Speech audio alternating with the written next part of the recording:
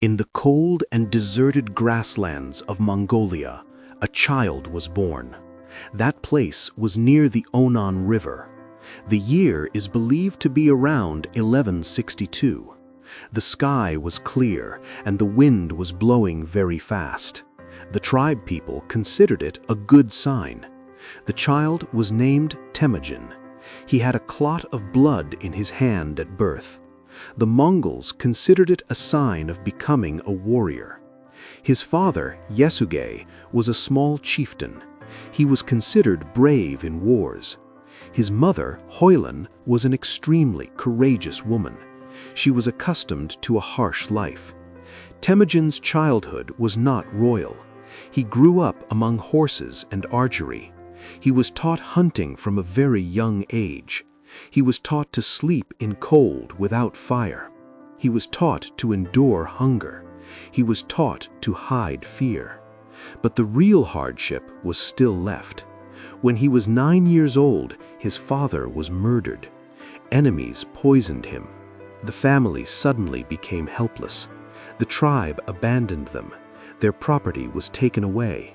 They were left in the open fields. Now they had neither food nor security. His mother decided to save the children. They dug roots and ate them. They caught fish. Sometimes they had to eat rats. Hunger changed the children. Temujin grew up quickly. He understood the world does not run on kindness. One day, a quarrel happened over food. He had a dispute with his elder brother, Bekter. In anger, he shot an arrow. His brother died. It was his first blood. His mother cried but did not stop him. She knew the world is like this. After some time, an enemy tribe attacked. Temujin was captured. He was tied in a heavy wooden board. He became a prisoner. He remained bound for many days. One night, he deceived the guard. He jumped into the river. He escaped while flowing away. A family hid him. He saw loyalty for the first time. He understood people join not by fear, but by respect. In youth, he was engaged to Borte. This marriage was also political. But soon a crisis came. The Merkit tribe attacked. They kidnapped his wife. This was the greatest insult of his life. He asked for help. He called his old friend Jamuka. He took help from Angkon. They attacked together. A fierce battle happened. Temujin got his wife back. Now his reputation increased. People began to accept him as leader. He made a new rule. Loyalty would be decided by deeds, not birth. Poor shepherds could also become generals. This was against tradition, but soldiers were happy. People began joining him. Small tribes kept joining. He stopped plundering. He stopped kidnapping of women. He imposed discipline. He divided the army into groups. He made a unit of 10 soldiers. He made a troop of 100 soldiers. He made an army of 1,000 soldiers. He made a force of 10,000. Now his army was organized. His power was increasing. But a danger appeared. His friend Jamuka became enemy. Jamuka wanted old noble system. Temujin wanted merit-based rule. Both armies faced each other. A long war happened. The field filled with blood. Finally, Temujin won. Jamuka was captured. He was brought before him. Jamuka asked for an honorable death. Temujin had him killed without shedding blood. Now no rival remained. In 1206, a grand assembly was called. All tribes gathered. That day was going to change history. He was given a new name. Now he was Genghis Khan, meaning ruler like the ocean. All swore loyalty to him. He enforced the Yasa law. Lying was a crime. Theft was a crime. Betrayal was punishable by death. Religion was given freedom. Trade was given protection. Now the Mongols became a nation. The scattered desert groups became an empire. And an ordinary orphan boy had become the great Khan of the world. Now the world was about to change. Now Genghis Khan had become the ruler of all Mongols, but his ambition was not going to stop here. His eyes were on the world outside Mongolia. He knew the nearby states were weak. He first moved towards the western Shah state. His army moved like lightning on horses. Every soldier had multiple horses. They could travel long distances without stopping. The enemy got no time to understand. The Shah state was not prepared. The Mongols arrived like a storm. They surrounded the cities. They cut off water and food routes. Hunger weakened the enemy. The state surrendered. Now his power increased. After this, he looked towards northern China. It was the vast empire of the Jin dynasty. They had walls and a large army, but the Mongol strategy was different. They did not attack directly. They attacked from all sides. They created fear. Many cities bowed without fighting. Eventually, the capital fell. The city burned. The world saw Mongol warfare for the first time. Now his name spread far and wide. Merchants began coming to him. He gave protection to trade. The Silk Road became alive again. But soon an incident happened. His merchants were killed in the Khwarezm Empire. It was an insult to his honor. He swore revenge. In 1219, he prepared a massive army. They crossed the desert. The enemy could not believe it. They thought no army could come from there, but the Mongols arrived. He divided his army into different directions. Attack came from every side. Bukhara fell. Samarkand fell. Urgench also lost. The entire empire collapsed. People began to fear his name. Many cities surrendered without war. He won psychological warfare. Now his army moved west. They reached the plains of Russia. Local princes united. A battle happened near the Kalka River. The Mongols used a trick. They retreated. The enemy kept chasing. Then suddenly an attack happened. The entire army was destroyed. Europe was afraid for the first time. But he was not only a conqueror, he was also an administrator. He created a postal system.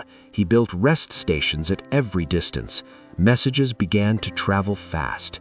He gave religious freedom. People of every faith were safe. He created a tax system. Trade became secure. His empire kept expanding from Korea to the Caspian Sea. Now he had become old, but he had not learned to stop. In 1226, he again attacked the Shah state. They had rebelled. He personally went on the campaign. The journey was difficult. The desert was hot. The nights were cold. Here his health worsened. Some say he fell from a horse. Some say he became ill. The soldiers were not told the truth. He gave final orders. He chose a successor. In 1227 he died, but the news was hidden. The army kept fighting. The Shah state was destroyed. Then the body was taken to Mongolia. The final journey was secret. No one knew the route. The grave was hidden. No one has found it till today. After him, his sons took control. The empire grew bigger, but he himself became a legend. Some call him cruel, some call him great, but history could not forget him. An orphan boy became the greatest conqueror in the world, and his story is still alive today.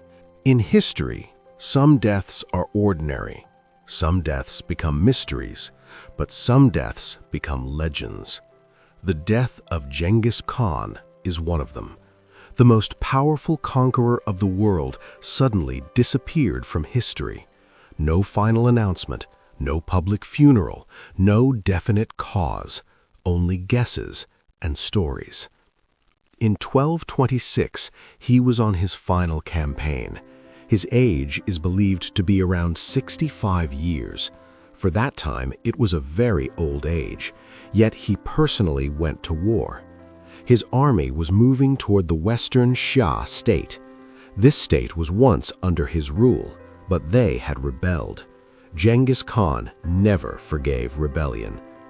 The journey was very difficult. Burning desert during the day, freezing cold at night. The soldiers were exhausted, but no one complained, because their leader himself walked ahead. During this campaign, something strange happened. According to historians, his health suddenly began to worsen, but the army was not told the truth. Here, the mystery begins. The first theory is falling from a horse. Mongol life depended on horses. They ate on horses, they slept on horses. One day during hunting, his horse got startled. He fell down violently. He was elderly. The fall could be fatal. His ribs were injured. Perhaps internal bleeding occurred, but he hid the pain. He told no one. He did not want to appear weak. For many days, he continued the war, but his body kept losing strength. He spoke less, he moved less. Then one day, he did not come out of his tent. The second theory is illness. Continuous wars had exhausted his body. Infections were common in the desert. Dirty water spread disease. Perhaps he got a high fever, maybe pneumonia, maybe an epidemic disease. There was almost no treatment at that time. The old body could not fight long. Slowly, his condition worsened. The third theory is a wound in battle. It is said during the siege of the Shah fortress, he was hit by an arrow. He was seriously injured, but the army was not told, because enemy morale would rise, so the news was hidden. The fourth theory is a legend. The story says a captured princess was brought to him. She decided to take revenge. She used a hidden weapon and wounded him. After some days, he died. Most historians consider it a tale, but people still tell it. Now, the most mysterious part begins. Even after his death, the army was not informed. Orders were given that the war would continue. Soldiers believed their leader was alive. Generals kept fighting in his name. Finally, the Shah state was destroyed. Now the body was taken to Mongolia. The final journey was secret. It is said everyone who met them on the way was killed, so the news would not spread. Those who dug the grave were also killed. Then those who killed them were also killed. In the end, the land was flattened. Horses were run over it to erase marks. Many stories say a river was diverted so the grave would remain hidden forever. His tomb has not been found till date. Modern searches also failed. Mongol people consider it sacred. They oppose the search. So the world does not know where he is buried, and perhaps never will. History can only guess. The most likely cause is injury from a fall or illness, but there is no proof. This mystery makes him immortal. The greatest conqueror of the world did not disappear in war, but in mystery.